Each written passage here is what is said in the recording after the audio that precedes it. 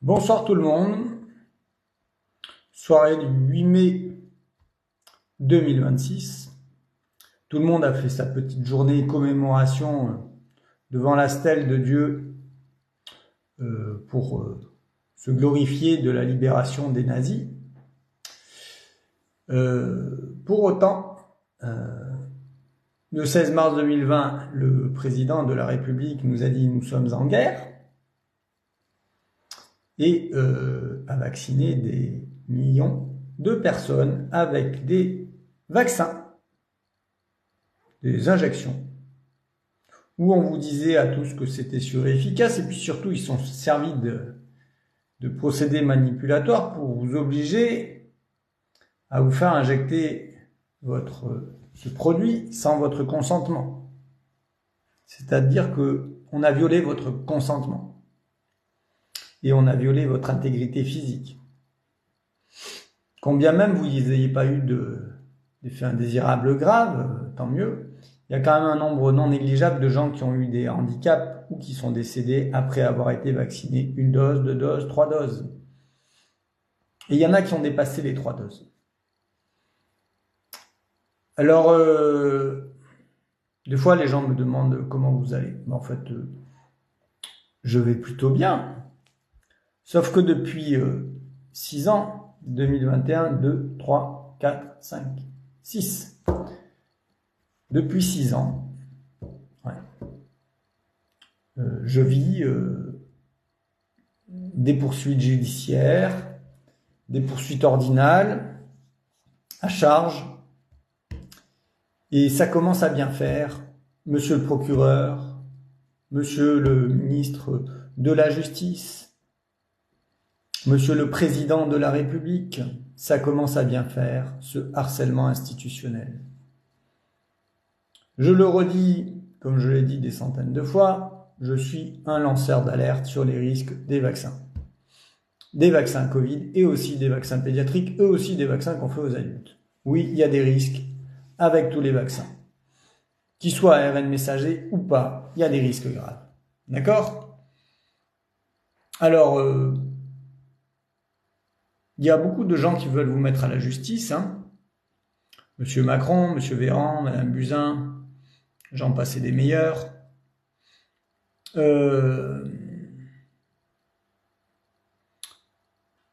Oui, quelque part, il y a quelque chose de ça.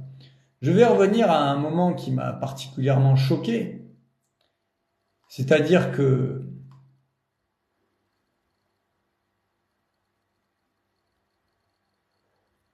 le 20 septembre 2021, devant les locaux de l'ARS Occitanie à Montpellier, j'ai parlé en compagnie de soignants, d'accord ? Et je vais vous montrer un extrait de la vidéo. Et je vais vous montrer comment ça a été instrumentalisé par le gouvernement, le ministère de la Santé, pour me jeter en garde à vue. Et c'est des inversions accusatoires. C'est d'une profonde perversion. Donc j'étais plus jeune. Écoutez. Donc, monsieur Sautier, êtes-vous au courant? Alors, vous voyez, je dis monsieur Sautier, et en fait, c'est un sous-directeur. Et vous verrez que dans la presse, on a dit que j'avais menacé de mort le directeur de l'ARS Occitanie, qui s'appelait à l'époque Ricordo. Et après, il y a eu Didier Jaffre. En fait, quand on menace de mort quelqu'un, déjà, en théorie, il est censé déposer plainte en personne. Et là, ce qui s'est passé, c'est que vous allez voir, le ministère qui a déposé plainte. Courant qu'en France, sur les données de l'Agence nationale de sécurité du médicament, Pfizer, qui est le vaccin le plus employé en France, puisque c'est 80% des injections, le dernier rapport du 1er juillet, il y avait 751 décès et 2551 mises en jeu du pronostic vital. Et que depuis donc, le 1er juillet, il n'y a pas eu de rapport détaillé de Pfizer depuis 3 mois. Est-ce que vous êtes au courant, monsieur le directeur de l'ARS Occitanie, que le 7 août, il y a une jeune fille qui s'appelle Mélanie, qui est décédée au CHU de Montpellier, à 15 ans, après avoir eu Pfizer le 11 juillet, avoir fait un arrêt cardiaque devant son père. Voilà. Est-ce que vous êtes au courant de ça? Et si vous n'êtes pas au courant de ça, dites-le nous et recevez-nous parce qu'il est grand temps que vous changiez de cap. Voilà, donc j'ai demandé à ce qu'on soit reçu, d'accord? Et je l'ai redit à la fin de la vidéo pour qu'on ait une réunion pour débattre de ces chiffres gravissimes. Je vous redis, le 20 septembre 2021, il y avait déjà 751 décès avec les vaccins Pfizer et 2551 mises en jeu du pronostic vital, donc des gens en réanimation. Donc c'était une alerte. Évidemment, je suis allé un peu loin pour tenter de les responsabiliser et de les faire bouger. Et si vous êtes au courant et que vous voyez cette vidéo, parce que à mon avis vous allez la voir malgré tout. Ils ont forcément accusé réception de cette vidéo puisqu'ils m'ont jeté en garde à vue. Donc le gouvernement français a bien vu cette vidéo d'alerte. Il est grand temps que vous fassiez vos excuses publiques et que vous m'associez demain à l'ARS Occitanie. Voilà. Donc je vous laisserai lire, si ça vous intéresse, le tweet que j'ai fait pour demander, parce que suite à ça, le 20 septembre 2021, à ma parole, qui leur a fait peur, eh bien, ils m'ont foutu 6 mois de prison avec sursis, en septembre 2022. D'accord ? Vous lirez, là c'est les données de l'Agence du médicament sur les vaccins pédiatriques, où il y a aussi des risques, hein. Vous lirez en 2021, en 2018, en 2012 et 2017. Donc là aussi, avec les vaccins qu'on fait aux gamins, il y a des risques graves et des décès, qui sont notoirement sous-déclarés, mais ils sont là. Et donc, je mentionne dans ce petit tweet, je me demande si cela amuse le président de la République Emmanuel Macron, les 7 ministres Édouard Philippe, Jean Castex. C'est marrant, hier soir j'étais avec un médecin de Prades, dans les Pyrénées-Orientales, qui connaît Jean Castex. Voilà, le médecin généraliste du village, le Guedj, il m'a dit.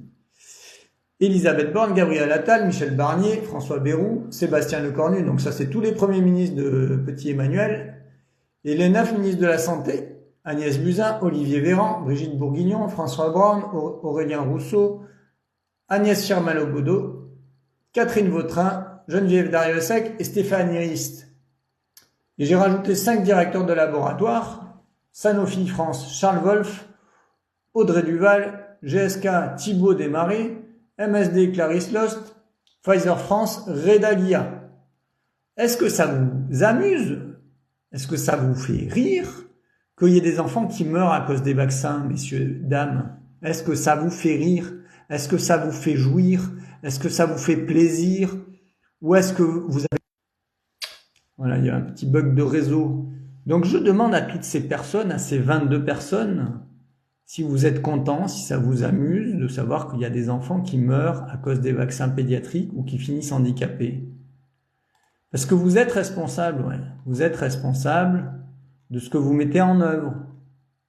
En particulier l'obligation vaccinale de janvier 2018. Sinon, si vous n'avez pas de responsabilité, retournez chez vous. Donc si vous êtes responsable de l'obligation vaccinale de janvier 2018 et de la diffusion de produits appelés vaccins qui mettent en danger les enfants, hein. Moi je demande à monsieur le procureur de la République une audience d'appel au plus vite pour contester mes 6 mois de prison avec sursis infligés en septembre 2022. D'accord ? Voilà. Accessoirement, j'ai écrit à monsieur le procureur de la République, d'accord ? Il a reçu mon petit mail que vous avez là. Je lui ai écrit le... Voilà.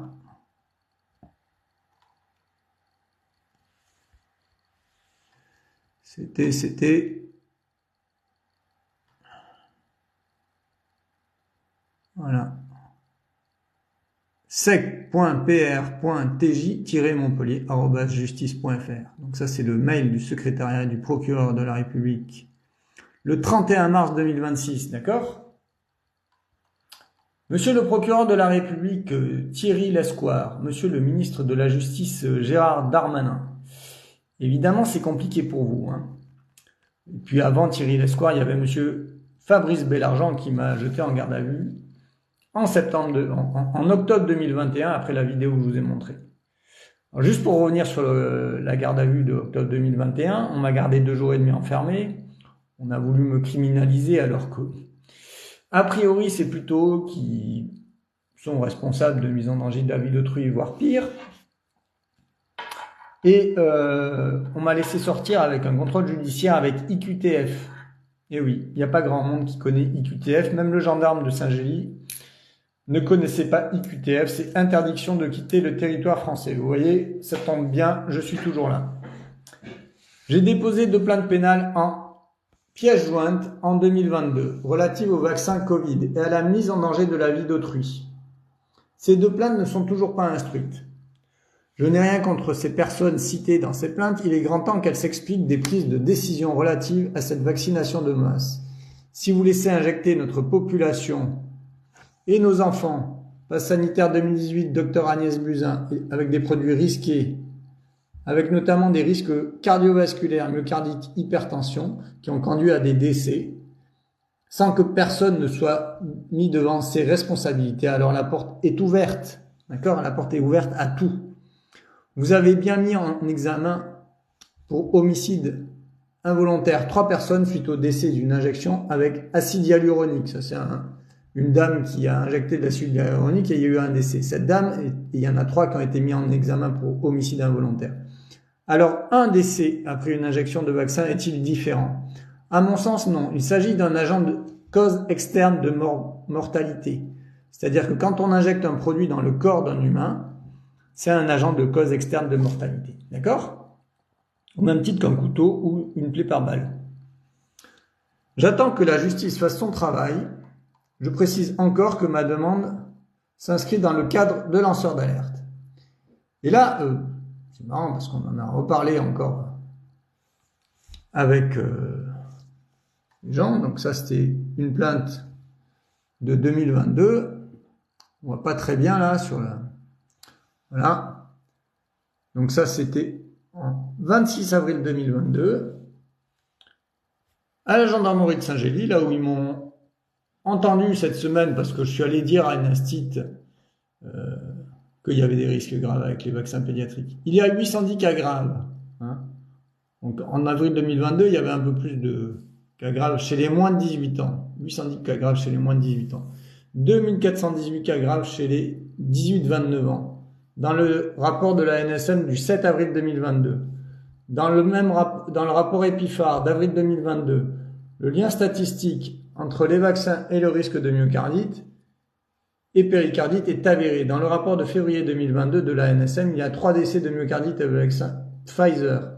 J'ai alerté à de nombreuses reprises, notamment en avril et en mai, le docteur Philippe Catala, président du Conseil de l'Ordre de l'Hérault. En juillet 2021, Mélanie Massip, 15 ans, est décédée des suites du vaccin Pfizer, très probablement en lien avec une myocardite.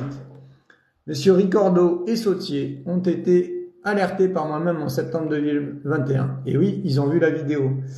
Le silence de ces personnes et la non-mise en œuvre du principe de précaution relatif à ces vaccins, dont la gravité est avérée, doit être prise en compte par vos services et une enquête ouverte dans la plus grande urgence. Je vous remercie. Pour ces faits, je porte plainte. D'accord? Ça, c'était en avril 2022. A priori, c'est pas instruit. Et là, vous avez une autre plainte de décembre 2022. Je me présente ce jour afin de porter à la connaissance du procureur de la République des faits graves contre Olivier Véran, François Braun, ministre de la Santé, Patrick Bouet et François Arnault, président du Conseil national de l'Ordre des médecins.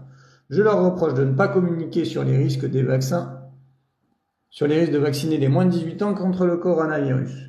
Le bénéfice-risque n'est pas suffisamment élevé pour vacciner les petits. Depuis le 19 décembre 2022, la HAS a ouvert la vaccination aux 6 mois 4 ans.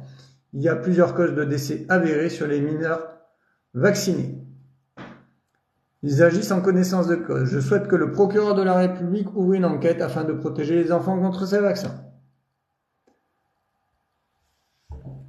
Voilà. Donc, 2 plaintes, avril et décembre 2022, sur des messieurs un peu connus. Pas un seul n'a été mis en garde à vue, ni on leur a pas mis des convocations avec des menaces que s'ils venaient pas, ça c'est ma petite convocation de cette semaine, là, vous voyez, parce que je suis allé voir une directrice d'école. Inadmissible. Donc en fait, si vous voulez, 2 poids 2 mesures, ça commence à bien faire.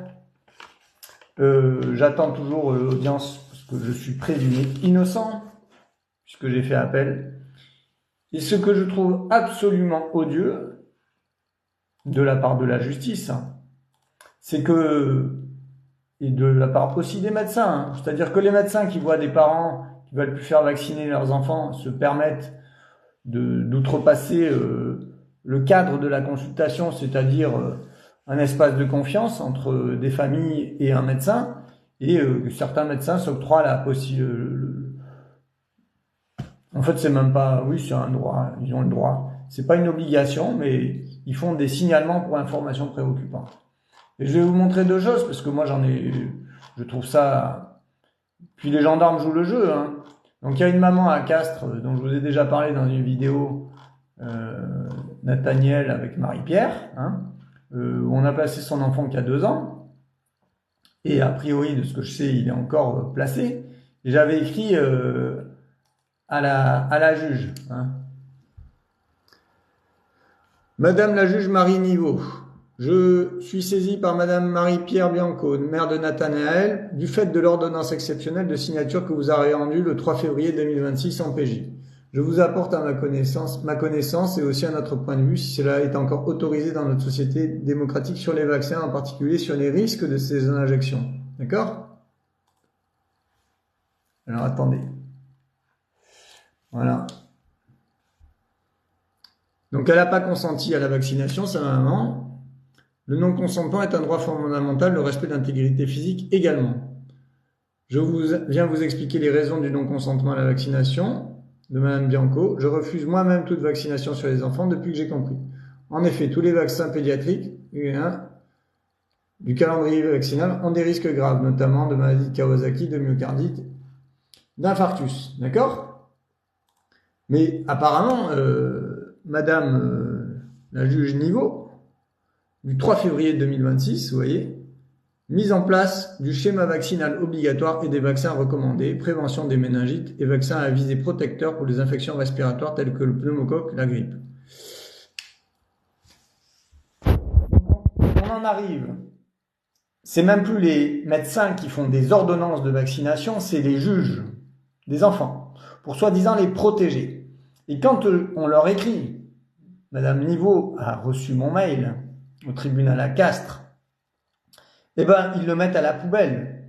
Ils prennent même pas en compte une alerte d'un médecin. Donc, en fait, si vous voulez, il y a quelque chose de sociologiquement, anthropologiquement gravissime dans notre société. Et hier, on m'a encore envoyé des trucs hallucinants. Ça vient de là, 28 avril 2026. Le président de... Voilà. Millet-Borbet, je sais pas quoi. La cellule de recueil des informations préoccupantes du département de l'Ain a été alertée sur de possibles difficultés concernant votre situation familiale, blablabla, en donnant rendez-vous à la famille. La présence des mineurs n'est pas souhaitée à ce rendez-vous, comme c'est bizarre. Pourtant, ça serait quand même bien de voir comment ils vont.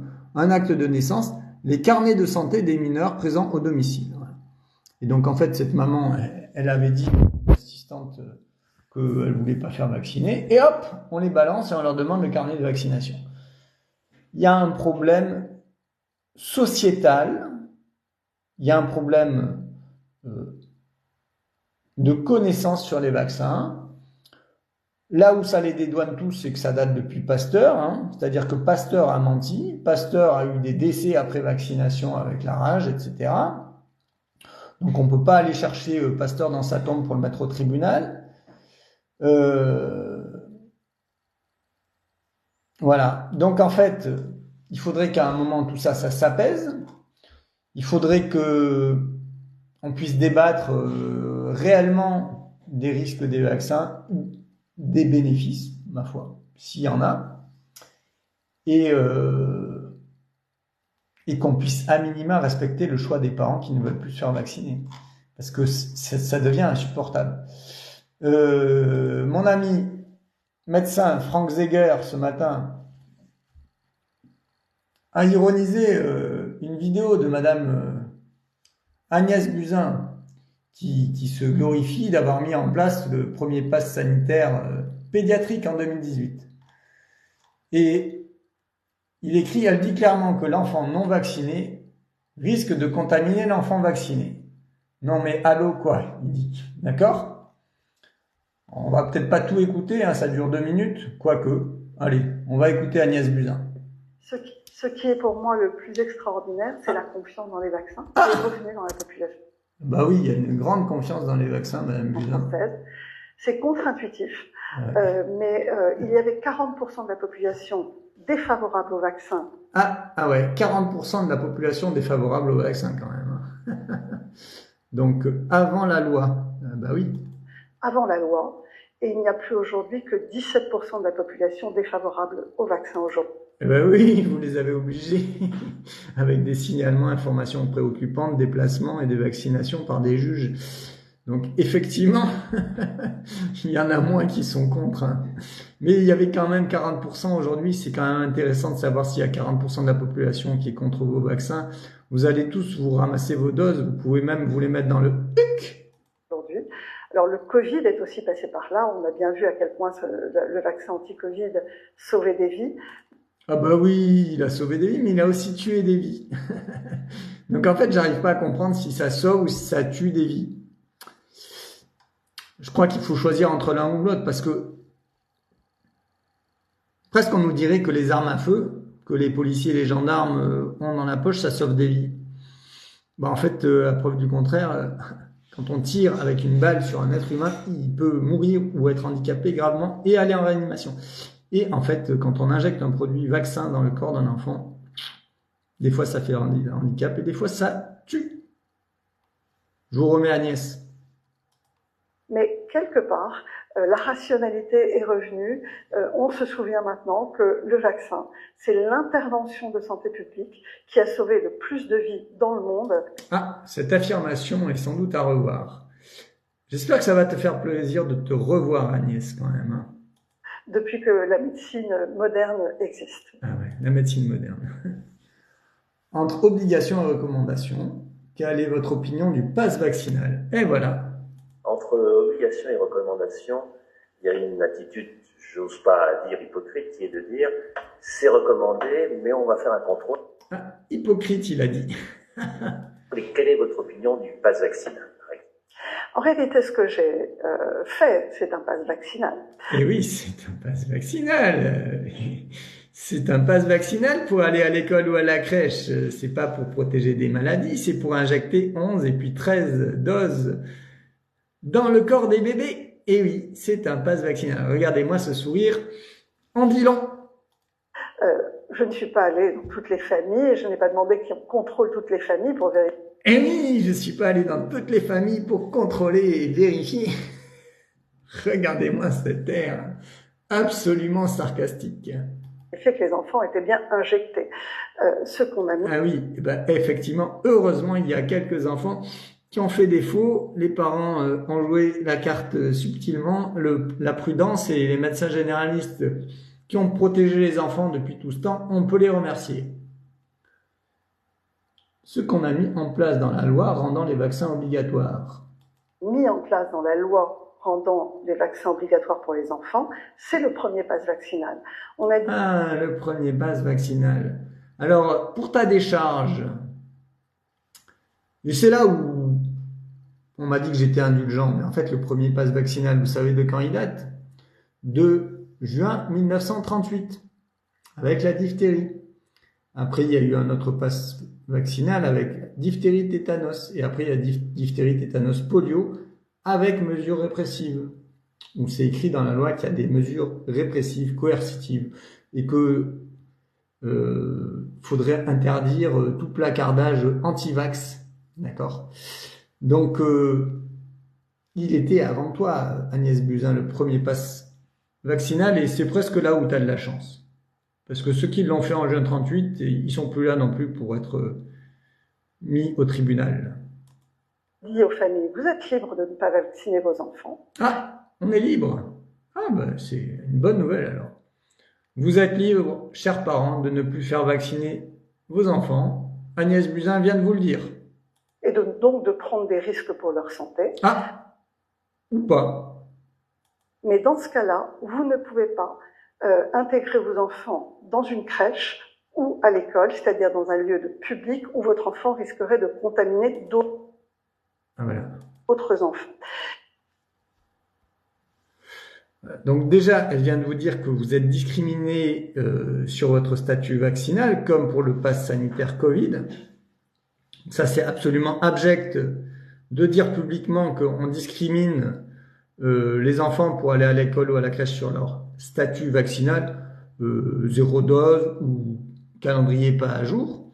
Et puis en plus, on va juste réécouter ce petit passage qui est quand même absolument extraordinaire. C'est une petite coquille. Notre ami Frank Zeger l'a mis. Votre enfant risquerait de contaminer d'autres enfants. Voilà. Donc, elle vous dit que les enfants non vaccinés qui vont à l'école risqueraient de contaminer les enfants vaccinés. Alors, si on suit votre logique, comme pendant le Covid, a priori, les gens vaccinés sont protégés des maladies. C'est bien pour ça que vous faites des vaccins, non? Donc, les enfants non vaccinés ne peuvent pas contaminer les enfants qui sont vaccinés, étant donné que les enfants vaccinés sont protégés. Donc, votre passe sanitaire, plouf, il tombe à l'eau, Agnès. Et oui, quelle incohérence et quelle bêtise humaine. Pas facile d'être ministre quand même. Peut-être qu'un jour je pourrais aller au ministère m'occuper de la santé publique, mais il y a encore un peu de chemin. Et donc, c'est un pass vaccinal. C'était le premier. Je pense que c'est un bon équilibre entre permettre et de garder une forme de liberté individuelle face à... Mais non, en fait, c'est une répression. C'est pas une liberté individuelle, c'est de la répression. C'est-à-dire, vous pouvez pas aller à l'école ou à la crèche si vous vaccinez pas, donc vous êtes exclu de la société. Et vos enfants avec. Et puis en plus, comme vous pouvez pas les mettre à la crèche, vous êtes emmerdé pour aller travailler.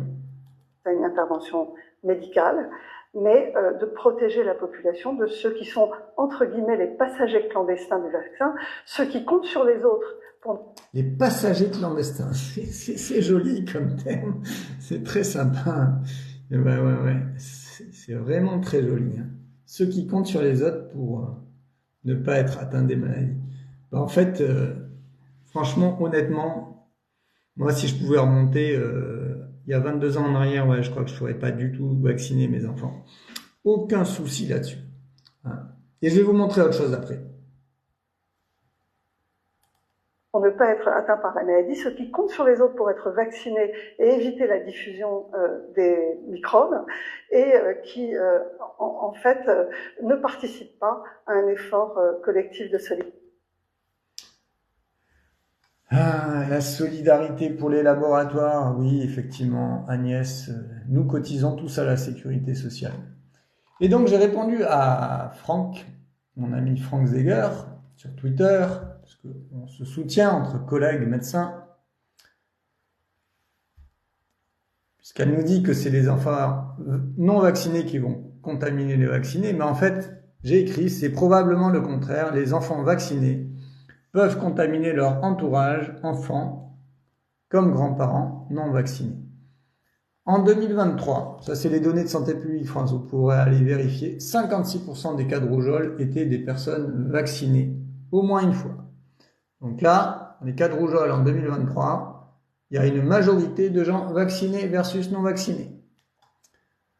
Alors en 2018, on n'a pas le statut vaccinal des gens, par contre on sait qu'il y a eu 2900 cas, là, ça c'est le pic de 2018, d'accord? 2900 cas de rougeole en 2018, d'accord? Donc c'est 5,5 fois plus de cas qu'en 2017, après l'obligation vaccinale de Madame Buzyn. Là, il y avait 500 cas de rougeole.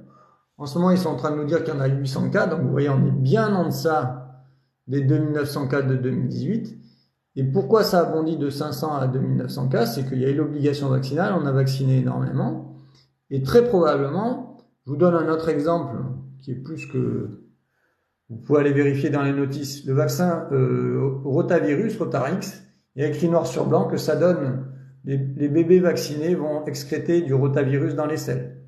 D'accord? Quand vous faites le BCG, par exemple, aussi, eh bien, quand vous allez lire sur les réactions secondaires du BCG, c'est-à-dire que ça fait des BCGites, des inflammations liées au BCG, eh bien, ça peut donner aussi des tuberculoses pulmonaires. Donc, en fait, très probablement, les gens vaccinés vont excréter la maladie qu'on leur a injectée. Eh ben, oui. Voilà. Donc, ça peut très grandement expliquer le fait que il y a eu une explosion du nombre de cas. Janvier 2018, obligation vaccinale, l'été on vaccine moins, et hop, ça remonte l'hiver. Voilà. Et qu'est-ce qui s'est passé en 2020? On a confiné, on n'a plus vacciné les enfants en mars, avril, mai 2020. 2021, 2022, on a oublié les vaccins rougeole, oreillon, rubéole, hein, parce que comme tout le monde parlait que du Covid, on vaccinait contre le Covid. Eh ben, regardez, c'est quand même, mais personne ne vous montrera ça à la télé. En 2021, en 2022, la rougeole a quasiment été éradiquée. Il y a eu 15 cas de rougeole et 15 cas de rougeole. Là, vous l'avez en grossi. D'accord? Donc, en fait, moins vous vaccinez, moins il y a de rougeole. Voilà. Donc, évidemment, les médias n'ont pas intérêt à ce que ça se sache. Les quelques directeurs de grands laboratoires pharmaceutiques que je vous ai cités, je n'ai rien contre toutes ces personnes, mais au bout d'un moment, il va falloir qu'ils assument leurs responsabilités. Et puis surtout les médias, faudrait qu'un jour vous nous donniez la parole, parce que bon, à part la guerre civile, je pense que personne n'a à y gagner, mais bon, peut-être que M. Macron rêve de ça. Il faudrait peut-être qu'à un moment on puisse discuter, puis trouver un deal pour la société, pour que les enfants arrêtent de souffrir à cause des vaccins. Je vous rappelle, comme je vous ai dit tout à l'heure dans la vidéo précédente, j'ai compris que les myocardites, ça évolue en insuffisance cardiaque, donc c'est pas quelque chose de si banal que ça ou si favorable. Hein. En juillet 2021, j'ai fait une vidéo sur un enfant de 18 ans qui avait une myocardite vaccinale Covid et qui a heureusement été traité rapidement. Et tout de suite, les médias se sont emparés de la chose en disant les myocardites, c'est rare et ça a une évolution favorable. Sauf que quand c'est pas traité, ça évolue vers l'insuffisance cardiaque. Et donc, quand vous avez des enfants à 4 ou 5 ans qui ont fait une myocardite et qui, pour X ou Y raison, ont développé une insuffisance cardiaque, quand ils font un effort, ils font un arrêt cardiaque. D'accord? C'est entre autres pour ça que j'ai parlé à l'école municipale de Saint-Clément-la-Rivière pour informer les directrices, monsieur le maire. Et je vous montre, j'ai écrit à l'automne 2025 à madame Drucker-Godard, la rectrice de l'académie de Montpellier. Tous ces gens savent très bien tout ce que je pense de ça. Vous voyez là, paf. Voilà. Ça c'était en 7 octobre 2025. Père Storz, Pyrénées-Orientales, une fillette de 4 ans décède après un malaise. Bon, voilà. Alors un jour, il y a quelqu'un qui m'a écrit de l'école en me disant « Mais comment vous savez que l'enfant était vacciné ?» J'ai dit « Ben en fait, c'est pas compliqué, il y a 95% des enfants qui sont vaccinés. » Donc, jusqu'à preuve du contraire, cette petite est décédée à cause des vaccins, d'une myocardite fulminante. Et donc, quand ça évolue en insuffisance cardiaque, à 4 ans, 5 ans, 6 ans, si vous nagez un peu trop l'été dans des vagues, que vous êtes un peu stressé et que votre cœur n'arrive plus à pomper, ben vous faites un arrêt cardiaque. Alors on dit que c'est des noyades, mais peut-être aussi que c'est parce que leur cœur s'arrête et puis après ils finissent sous l'eau. Donc effectivement, ils ont de l'eau qui rentre dans les voies aériennes. Voilà, c'est le terrible constat des vaccins pédiatriques. C'est pas très joli. J'en suis arrivé à comptabiliser qu'il y avait à peu près 9 décès d'enfants vaccinés tous les jours chez les moins de 15 ans, moins de 16 ans en France. C'est un gros chiffre. Et ouais. Donc, même si on n'en prend que la moitié due au vaccin, ben ça fait quand même 5 enfants de moins de 16 ans qui décèdent à cause des vaccins tous les jours en France. Oh, Ça fait beaucoup quand même. Hein. Et oui, les vaccins ne protègent guère des maladies, mais en cause des décès. Voilà, sur ce, vive le 8 mai 45, non, le 8 mai 2026. Et comme je l'ai écrit, les antivax non complotistes, parce que tout ce que je vous ai montré, ça n'a rien de complotiste, ce sont des faits. Les antivax sont des résistants, des antivax bien informés, et je vous conseille vivement de partager cette vidéo.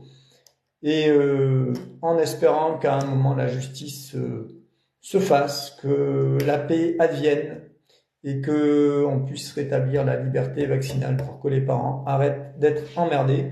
En attendant, chers parents qui me contactez, je vous conseille de ne plus acheter de doses en pharmacie, de ne plus faire de faux et dire simplement au médecin que vous ne consentez plus à la vaccination compte tenu des risques graves des vaccins pédiatriques. C'est votre droit le plus légitime et si on vous embête, vous leur écrivez cette phrase en recommandé accusé de réception.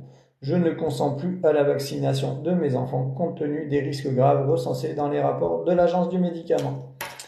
Voilà, bon courage et à bientôt. Ciao, ciao.